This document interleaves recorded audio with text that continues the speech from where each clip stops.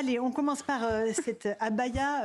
Je vous ai expliqué tout à l'heure pourquoi je pensais qu'il est important d'en parler. On va écouter une mère de famille. On a écouté aussi les parents d'élèves. Qu'est-ce qu'ils en pensent, eux, de cette interdiction? Écoutez-la. Elle a été interrogée ce matin à Nanterre. Je pense que l'école, c'est l'école de la République et je pense que c'est juste qu'on respecte la République et qu'il n'y ait pas de code vestimentaire religieux.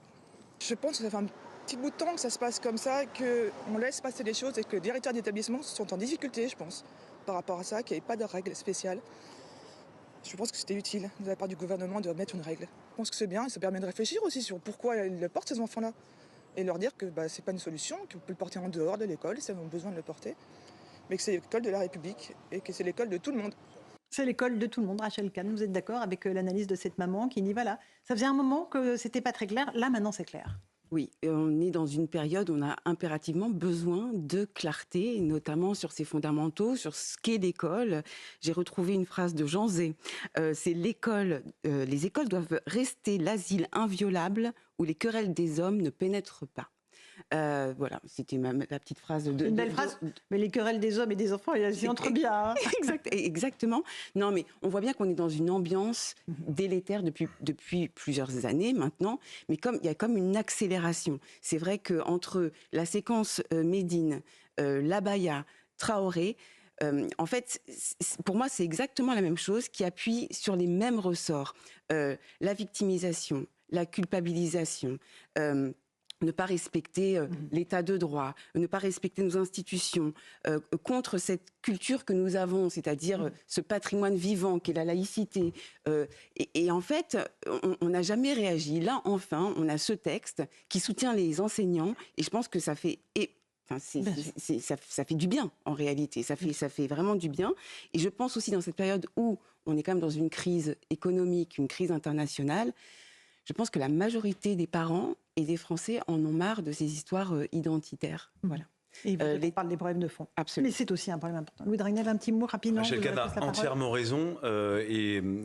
Simplement, un autre élément, c'est que souvent nos détracteurs, parce que je suis d'accord avec ce que vous venez de dire, nos détracteurs nous disent oui, mais en fait, il n'y a pas que la baya dans la vie, il y a d'autres sujets très importants. Évidemment, ce ne sont pas des sujets, c'est pas l'un ou l'autre. On a le droit d'avoir plusieurs priorités. Et je pense qu'il y a, d'ailleurs, il y a énormément de sujets prioritaires à l'école. Gabriel Attal en a bien conscience. Et c'est la raison pour laquelle, d'ailleurs, dans son discours de rentrée au ministère de l'Éducation, il a pas fait une demi-heure sur l'abaya, hein, ça a duré 10 secondes tout au plus. Et tous les autres sujets, les autres priorités de l'éducation nationale ont été mentionnés. Simplement, pourquoi est-ce qu'on parle autant de l'abaya? Parce que c'est un sujet non réglé. Il y a eu beaucoup de flottements. Pape Diaye n'avait pas du tout été clair. Il avait produit une circulaire dans laquelle il ne désignait pas spécifiquement des vêtements religieux. Il se refusait, soi-disant, à mesurer la longueur des jupes. Ce qui avait laissé exactement les chefs d'établissement désemparés. Quand c'est flou, il y a un loup, de toute façon. Exactement. Voilà, et donc c'est un problème non réglé. Je pense que 95% des Français voulaient qu'il le soit.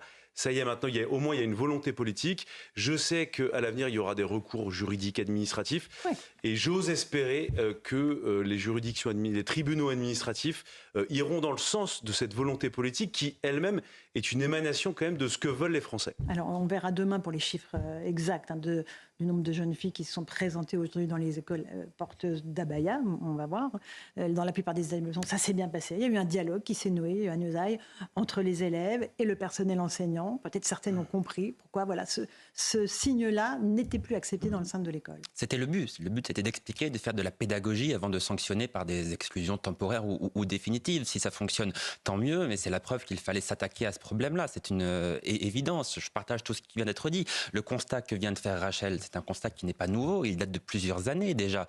Et pourtant, Emmanuel Macron, en ayant conscience de ce constat-là précisément, avait quand même choisi en 2022, lors de sa réélection, de nommer Pape Ndiaye. Or, que fait Gabriel Attal aujourd'hui? Il fait de l'anti-Pape Ndiaye. Il le fait sur l'abaya et il le refait aujourd'hui sur l'uniforme. Il dit qu'il est favorable à l'expérimentation de l'uniforme à l'école, alors que Pape Ndiaye disait, lui, qu'il y était opposé. Je me dis finalement que si Emmanuel Macron a choisi de nommer Gabriel Attal à l'Éducation nationale, c'est peut-être pour réparer une erreur qu'il a lui-même commise en faisant entrer Pape Ndiaye au gouvernement en 2022. Et justement, on a posé la question à nos téléspectateurs sur CNews. Est-ce que vous êtes favorable au port de l'uniforme à l'école?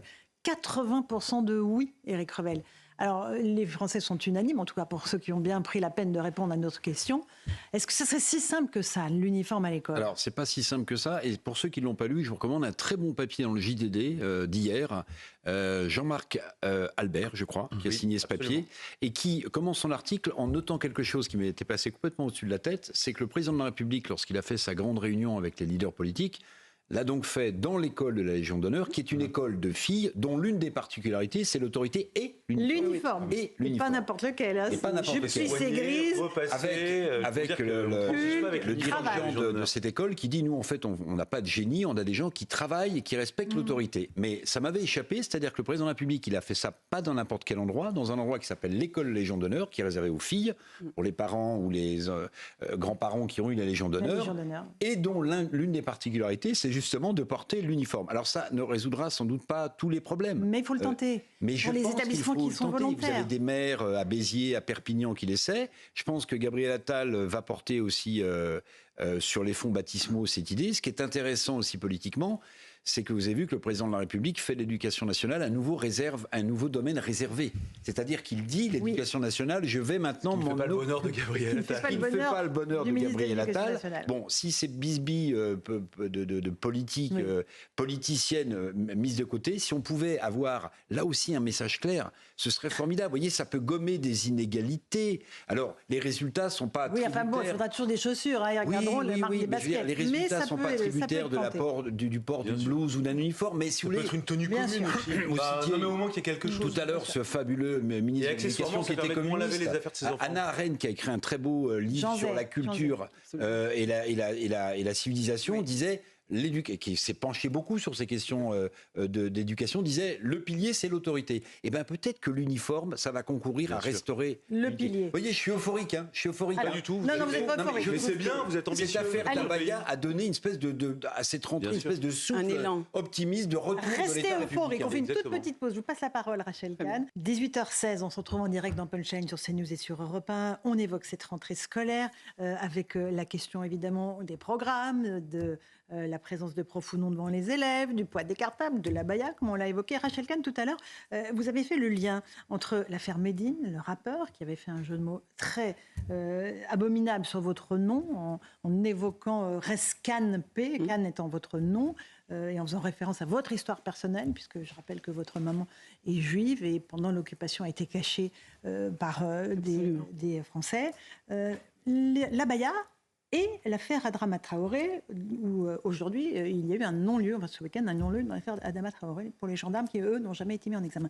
Quel lien est-ce que vous faites entre Oui, je fais le lien, mais au-delà de cette histoire de nom et de jeux de mots délétères et odieux, c'est simplement parce qu'on est dans une, entre guillemets, ambiance qui tente de nous culpabiliser et puis qui entache nos fondamentaux républicains, l'humanisme, l'universalisme, le principe de laïcité, mais qui entache aussi le principe de tolérance qu'on apprend à l'école. C'est-à-dire qu'au nom de l'antiracisme, en réalité, on veut fracturer, scinder la société, pointer du doigt l'homme blanc de plus de 5, enfin les hommes blancs ou les femmes blanches, voilà, par ailleurs, fracturer, culpabiliser et surtout que les personnes ne puissent pas réagir à ce qui entache nos fondamentaux républicains. Je trouve ça absolument détestable, cette inversion, cette victimisation qui nous empêche de mettre en œuvre notre devise républicaine.